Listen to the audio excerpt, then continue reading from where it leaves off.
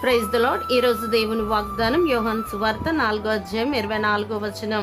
ఆయన ఆరాధించువారు ఆత్మతోనూ సత్యముతోనూ ఆరాధింపవలెను. ప్రియ దైవజనమా, ఈ ప్రజలు మనుషులు కల్పించిన పద్ధతులు దైవోపదేశములని బోధించుచు వారు నన్ను వ్యర్థముగా ఆరాధించుచున్నారని దేవాది దేవుడు చెప్పుచున్నారు. కాబట్టి ఈ లోకముల అంతటా కనిపించే మనుషులు కల్పించిన పద్ధతుల ద్వారా వ్యర్థముగా చేసే ఆరాధన కాకుండా దేవాది దేవుడిని ఆనందింపజేసే శ్రేష్టమైన ఆరాధన నీవు చేయాలని నీ దేవుడు కోరుతున్నారు. ఎందుకంటే దేవునికి అర్పించదగ్గ నిజమైన ఆరాధన ఏదో ఎవరికీ తెలియదు. నిజమైన ఆరాధన ఆత్మలో చేయవలసినదే.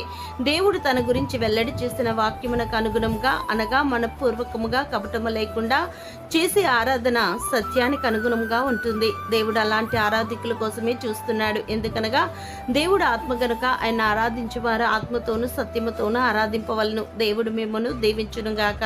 ఆమేన్.